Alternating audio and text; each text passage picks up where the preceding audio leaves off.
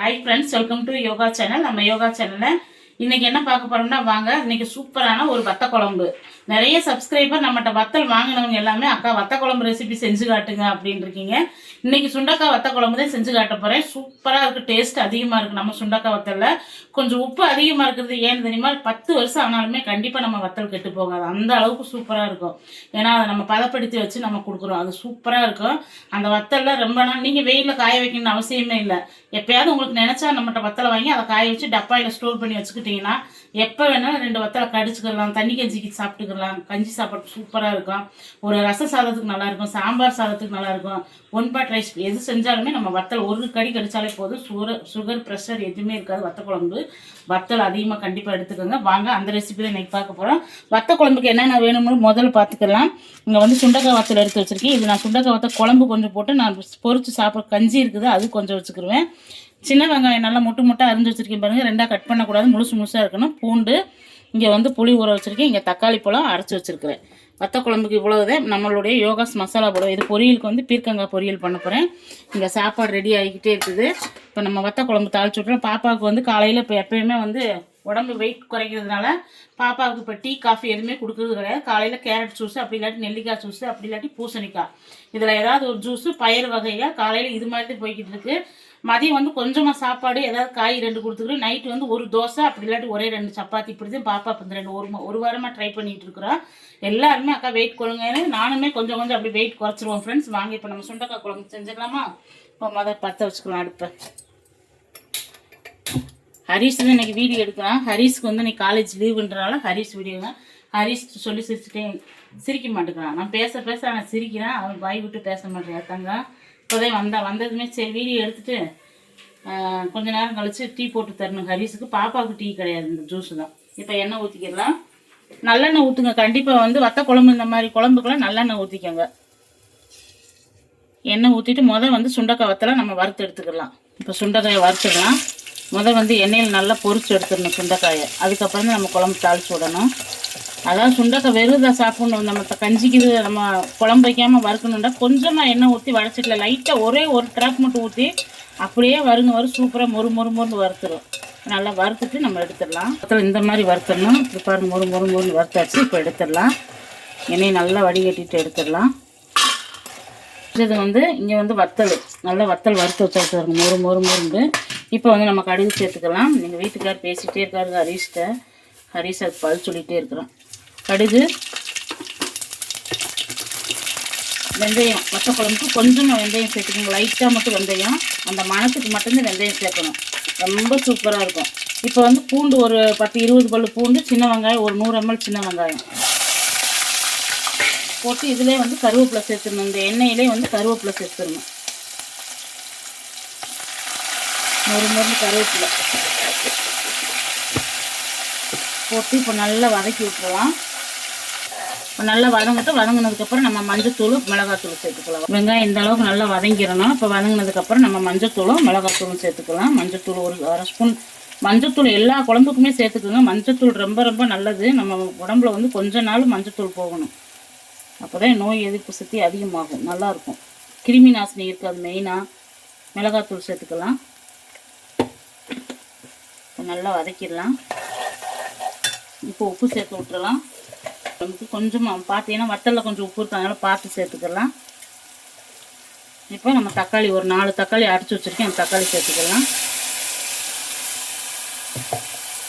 போட்டு நல்லா தக்காளி வந்து பச்சை வாடை போயிடணும். அந்த பச்சை வாடை போகிற அளவுக்கு வந்து இந்த தக்காளி நல்லா வதக்கிடணும். அதுக்கப்புறமே நம்ம மசாலா புளியெல்லாம் சேர்க்க போகிறோம். நல்லா பச்சை வாடை போகிற வரைக்கும் எடுத்து நல்லா கிளறி சுண்ட விடுங்க. பீர்க்கங்காய் பொரியல் பண்ணிடலாம். எண்ணெய் ஊற்றியாச்சு. கடுகு சேர்த்துக்கலாம். கொஞ்சமாக எண்ணெய் ஊற்றிட்டு காய்க்கு கொஞ்சமாக கடலைப்பருப்பு போட்டுக்கலாம். நாங்கள் தேங்காய் போட மாட்டேன், அதனால் கடலைப்பருப்பு கொஞ்சம் நிறையா போட்டுக்கலாம். போட்டு இப்படியே கருவேப்பிலை சேர்த்து விட்டுக்கலாம். கருவேப்பிலை நல்லா மொறு வதங்கட்டும். நல்லா வதக்கி வச்சு இப்போ வந்து நம்ம வந்து வெங்காயமும் பச்சை மிளகாயும் எடுத்து வச்சுருக்கிறேன். வெங்காயம் பச்சை மிளகாய் ஒரே ஒரு பெரிய வெங்காயம், 3 பச்சை மிளகாய், பீர்க்கங்காய் பொரியலுக்கு உப்பு சேர்த்து விட்டுலாம். கொஞ்சமாக சீரகம், லைட்டாக சீரகம் சேர்த்து விட்டோம்னா பீர்க்கங்காய் பொரியல் நல்லாயிருக்கும். இப்போ எல்லாமே சேர்த்தாச்சு. நம்ம கொஞ்சம் மஞ்சத்தூள் மட்டும் சேர்த்து பீர்க்கங்காயை சேர்த்து விட்டுறலாம். இது நல்லா வதங்கட்டும். இந்த பக்கம் வந்து வத்த குழம்புக்கு வந்து பாருங்கள், தக்காளி பழத்தை எடுத்து நல்லா கிளறி விடணும். அப்போ தான் நல்லா அந்த எண்ணெய் பிரிஞ்சு வர அளவுக்கு இன்னும் வந்து சுண்டணும். நல்லா சுண்டட்டும். பீர்க்கங்காயை கட் பண்ணி வச்சுருக்கேன். ஒரு 1/2 கிலோ இருக்கும் பீர்க்கங்காய். ஏன்னா பாப்பா அதிகமாக காய் சாப்பிட்றதுனால இனிமேல் காய் அதிகமாக தான் செய்யணும். சாப்பாடு கம்மியாக கொடுத்துட்டு காய் அதிகமாக கொடுத்துடணும் பாப்பாவுக்கு. கொஞ்சம் மஞ்சத்தூள், எப்பயுமே காய்களுக்கு வந்து மஞ்சத்தூள் போட்டோம்னா அந்த காய் வந்து அப்படியே சேர்ந்து நல்லாயிருக்கும். தண்ணி எதுவுமே சேர்க்க வேணாம். வேணும்னா கொஞ்சம் தொளிச்சு வேக விடுங்க. ஏன்னா பீர்க்கங்காயில் வந்து தண்ணி விட்டு வரும். அதனால் நம்ம தண்ணி சேர்க்க மாட்டோம். எண்ணெய் கம்மியாகத்தையும் சேர்த்துருக்கேன். நல்லா எண்ணெய் பிரிஞ்சு 2 வரமிளகா மட்டும் முழுசாக போட்டிருக்கேன். சூப்பராக எண்ணெய் பிரிஞ்சு வந்துருச்சு, நல்லா வத்திருச்சு. இப்போ வந்து நம்ம யோகாஸ் குழம்புத்தூள், நீங்கள் அப்படி குழம்புத்தூள் போடலைன்னா தனியா, மிளகு, சீரகம் எல்லாமே வறுத்து தேங்காய் கொஞ்சம் வச்சு அரைச்சி போட்டிங்கனாலும் வத்த குழம்பு சூப்பராக இருக்கும். அந்த மெத்தடுக்கு இன்னொரு நாளைக்கு செஞ்சு காட்டுறேன். ஒரு 2.25 ஸ்பூன், ஏன்னா நம்ம மிளகாத்தூளும் போட்டிருக்கோம். அவ்வளோதான். நல்லா போட்டு இப்போ புளித்தண்ணி, நம்ம நல்லா கெட்டியாக கரைச்சி வச்சுருக்க புளித்தண்ணி ஊற்றியாச்சு. இப்போ நமக்கு எந்த அளவுக்கு தேவையான அளவும் தண்ணி சேர்த்துக்கலாம். வத்த குழம்பு நல்லா தண்ணி அளவாக வச்சாச்சு. இது வெந்து வர்றப்போ கரெக்டாக இருக்கும். இப்போ வத்தலை வந்து இந்த ஸ்டேஜில் நம்ம வத்தலை சேர்த்துடணும். ஏன்னா அதுக்கு மேலே சேர்த்தோம்னா மொறுமொறுன்னு இருக்கு. இப்போ வத்தலை சேர்த்துடலாம். கொஞ்சம் வத்தலை எடுத்து வச்சுருவேன் நான், ஏன்னா நமக்கு சாப்பாட்டுக்கு கடிச்சிக்கிற சூப்பராக இருக்கும். அவ்வளோதான். இப்போ நல்லா கொதிச்சு வத்தி வரட்டும். வத்தி வரப்போ கொஞ்சமாக வெல்லம் போட்டு, இல்லாட்டி நாட்டு சக்கரை போடும், இஷ்டம்னா போடுங்க, இல்லாட்டி வேண்டாம்.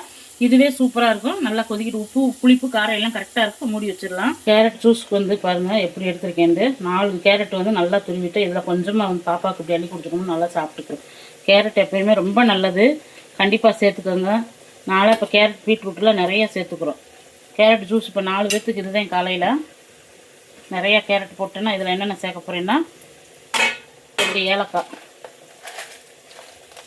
ஒரு 2 ஏலக்காய், 3 ஏலக்காய் கூட போட்டுக்கலாம். போட்டாச்சு. கொஞ்சம் ஊற்றிக்கலாம். பணமா ஜூஸ் அடிச்சு தண்ணியாக வேண்டாமா? ஏன்? சரி. இப்போ வந்து சர்க்கரை, இதில் கல்கண்டு ஒன்று கல்கண்டு கிடக்கு, டைமண்ட் கல்கண்டு. அவ்வளோதான். இதை நல்லா அரைச்சிட்டு வந்துடுறேன். பால் ஊற்றி எல்லாம் அரைச்சாச்சு. கொஞ்சமாக லைட்டாக தண்ணி ஊற்றிக்கலாம். போதும் இந்த அளவுக்கு. ஓகே. இதை நல்லா அரைச்சிட்டு, இப்போ காலையில் என்னென்ன சாப்பிட்ற? நீ ஜூஸ் தானே குடிக்கிறேன். இப்போ கொஞ்சம் பரவாயில்ல. இப்போ எக்ஸசைஸ் பண்ணிட்டு வந்துட்டியா? மாடியில் போய் என்ன பண்ணேன்? நடந்து போட்டுருந்தேன். பல்லு வலிக்கிட்டே அப்படியே சும்மா வாடி பார்த்துட்டு இருந்தேன். வாய் பார்த்துட்டு இருந்தியா? வேடிக்கை பார்த்துட்டு இருந்தேன். நடக்க சொன்னேன். ஒரு 8 தடவை நல்லா சுற்றி நடக்க சொல்லியிருந்தேன். அதனால தானே அண்ணனை வீடியோ எடுக்க சொல்லிட்டு உடனே நடக்க சொல்லியிருக்கிறேன். பல்லு வலிக்கிட்டேன். நாளையிலேருந்து ஸ்கிப்பிங் கேர் விளாடு, நட.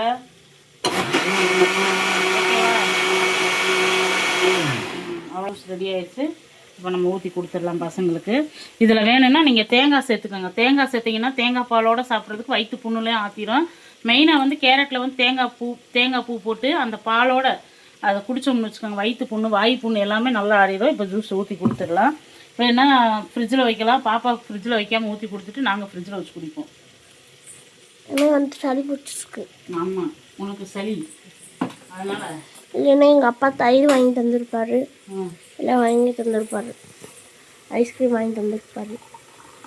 எப்படி இருக்கோத்தையா? இப்படியா வேட்டா? இதில் இன்னும் கொஞ்சம் தண்ணியாக இருக்கும், சூப்பராக இருக்கும்.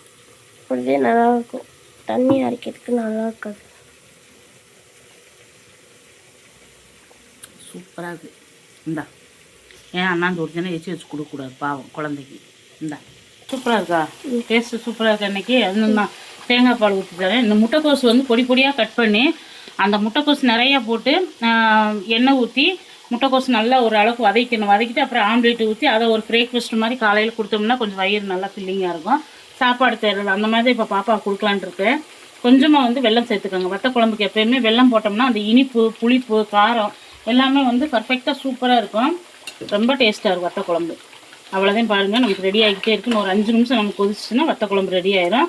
ஒரு வாய்க்கும் நல்லா வத்தல் வரணும். வத்தல் கசக்குதுன்னு கண்டிப்பாக யாருமே சேர்க்காமல் இருக்காதிங்க. வத்தலில் வந்து சுண்டக்காய் வத்தலில் வந்து அவ்வளோ ஒரு வைட்டமின்கள் இருக்குது, நிறைய சத்துக்கள் இருக்குது.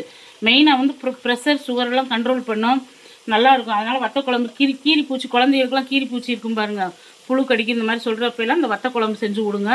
பசங்க சாப்பிடாட்டியுமே அந்த எசன்ஸ்லாம் உள்ளே இறங்கியிருக்கும். அந்த இதை நம்ம பிசைஞ்சு விட்டு காரம் கம்மியாக போட்டு குழந்தைகளுக்கு செஞ்சு விடுங்க, சூப்பராக இருக்கும். இங்கே பீர்க்கங்காய் பொரியலும் ரெடி ஆயிடுச்சு.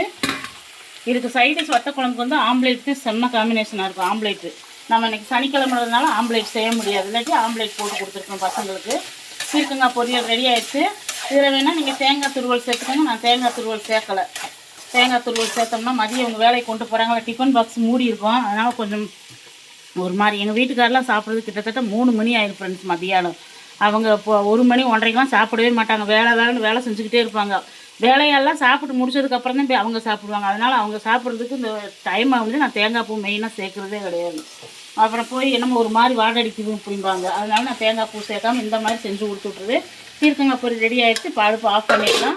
டீ வெத்த குழம்பு ரெடி ஆகிடுச்சு தங்க. அவங்க காய்ச்சலா தங்க? இல்லை, விடு அவனை டிஸ்டர்ப் பண்ணாத, அப்புறம் வைவான் உன்னைய. வத்த குழம்பு ரெடி ஆகிடுச்சு பாருங்க. இந்த அளவுக்கு வத்த குழம்பு ரெடி ஆயிடணும். நல்லா இந்த மாதிரி ஒரு கரண்டி ஊற்றி சாப்பிட்டாலும் இன்னும் வேணா வத்த வைக்கலாம்.